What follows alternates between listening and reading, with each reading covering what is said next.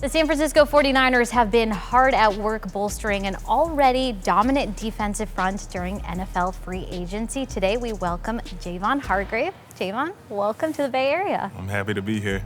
So we were just talking, you haven't spent a ton of time in California. What are your early impressions? The sun, the sunlight, I like it. I love the weather, for sure. I love the weather. We typically have a little bit more sunshine than we've had really? these days, yeah. See, it's 50 degrees where I'm from, so it's been good. So your name was at the top of several best free agents available this year. What was it that ultimately swayed you in the direction of San Francisco with so much interest in you? I think I told John Lynch and even the players, they didn't really have to convince me because anytime you can come to a winning program, it's a no-brainer. So you're essentially going from one dominant defense to another. The 49ers finished 2022 as the #1 overall defense, joining forces with NFL Defensive Player of the Year Nick Bosa, Eric Armstead, Fred Warner.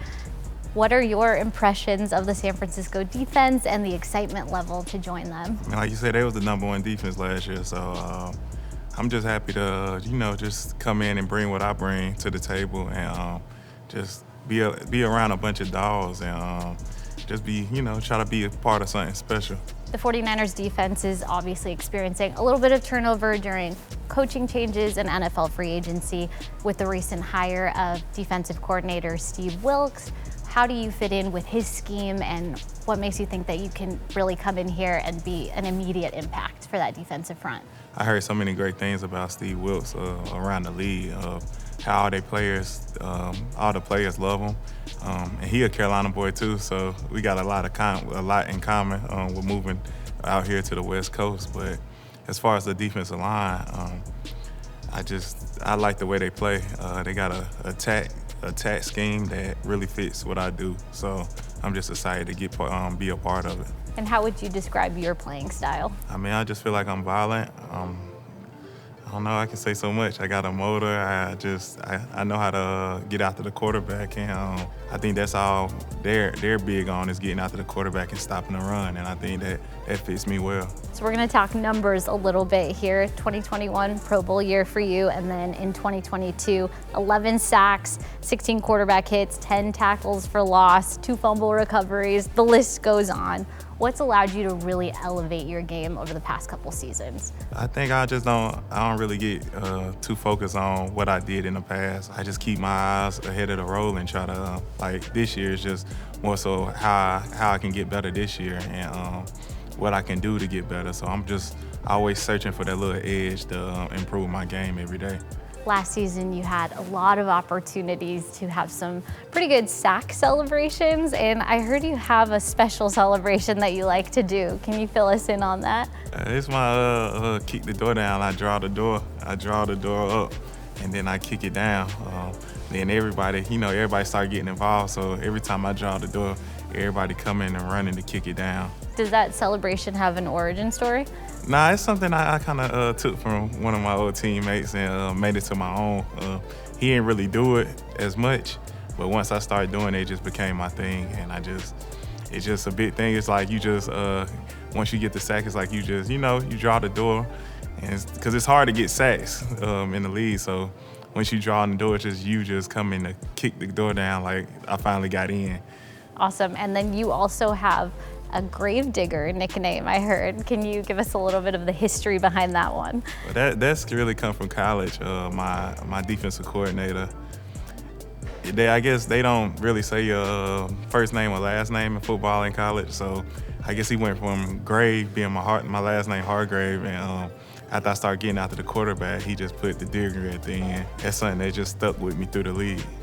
I know this day has been a little bit of a whirlwind for you, but what are the emotions of today, walking around your new digs and meeting your new teammates? I saw you were greeted by Fred Warner and Deebo Samuel as well. Them boys some dogs. I think that's all I told them when they just reached out to me, just welcome me into the team.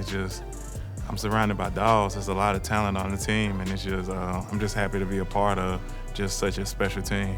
Last time you faced the 49ers was in that NFC Championship game. You come out of that game, what was the takeaway or impressions of the team?